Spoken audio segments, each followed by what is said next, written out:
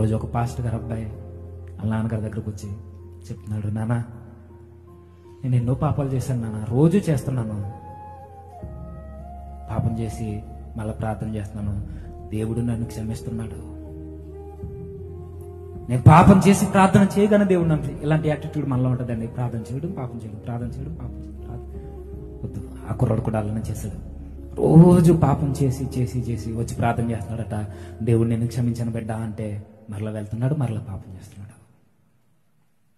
ఇలాంటి టైంలో తన తండ్రి దగ్గరకు వచ్చి మాట్లాడుతున్నాడు, అన్న ఇది నా జీవితం అంటే తన తండ్రి మంచి పాస్టర్ గారు, మంచి దైవజనుడు ఇలా చెప్పాడు, డాడీ నువ్వు రోజు తప్పు చేస్తూ మరలా తప్పు కొరకు క్షమాపణ కొరకు పశ్చాత్తపడి ప్రార్థన చేస్తున్నావు కదా, సార్ నేను ఒకటి చెప్తాను, నువ్వు మరలా పాపం చేయకూడదంటే నువ్వు ఒక పెద్ద చెక్కను తీసుకో.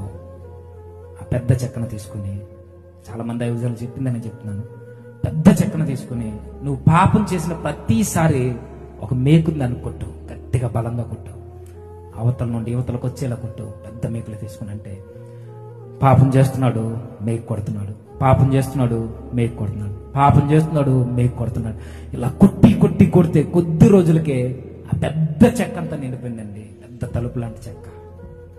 ఇదంతా నిండిపోయిన తర్వాత ఆ కుర్రోడికి ఏం అర్థం కాక తండ్రి దగ్గరకు వచ్చి, నాన్న నువ్వు పాపం చేస్తూ ఆ మేకు కొట్టమన్నావు కదా, కొట్టాను చెక్కకి, కొడితే చెక్క నిండిపోయింది నాన్న కొద్ది రోజులకే, ఇప్పుడు ఇంకో చెక్క తీసుకోమంటావంటే ఏమొద్దు నాన్న, మరలా నేను చెప్పినట్టు చెయ్యి.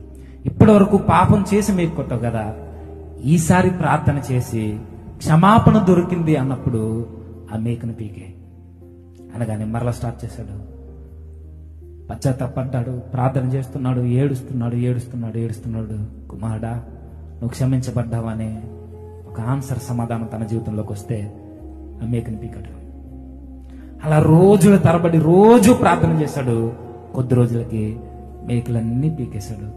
ఇప్పుడు మరలా తండ్రి దగ్గరికి వెళ్ళాడు, నాన్న ప్రార్థన చేసి క్షమాపణ దొరికింది అనగానే నువ్వు మేకలు పీకేమన్నావు కదా, పీకేశాను నేను, ఇప్పుడు చెక్కంతా ఖాళీ అయిపోయింది, ఇప్పుడు ఏం చేయమంటావు అంటే ఒకసారి వెళ్ళి అలా దాన్ని ఎదురుగా నిలబడి అలా తీక్షణంగా చూడనానా అంటే అలా చూశాడు.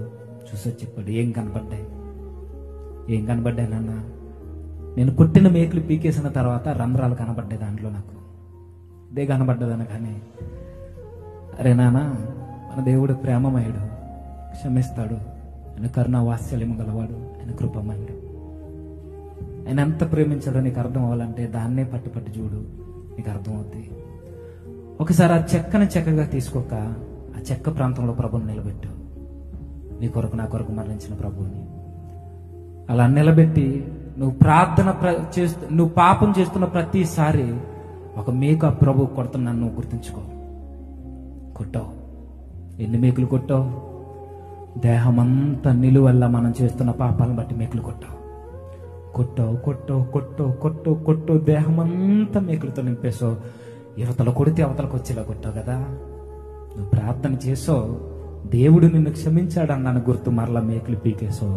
ఇప్పుడు ఏం కనబడుతుందంటే రంధ్రాలు కనబడుతుంది అన్నావు కదా.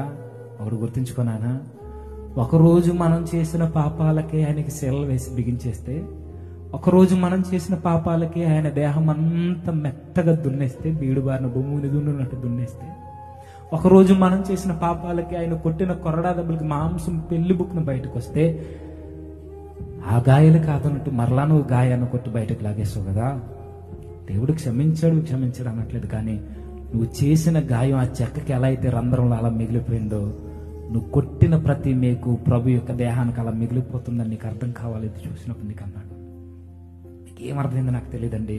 కొడుతున్నది చెక్కకే అని నువ్వు అనుకుంటున్నావు, కానీ కొట్టిన మేకు మాత్రం నువ్వు క్రీస్తు కొడుతున్నావు. కొట్టావు ఓకే, క్షమాపణ పొందుకున్నావు, నువ్వు బాగానే ఉన్నావు, క్షమించబడ్డ బయటకు లాగేసావు, కానీ ఆ రంధ్రాలు అలానే ఉండిపోతున్నాయి. నీకు అర్థమవుతుందా?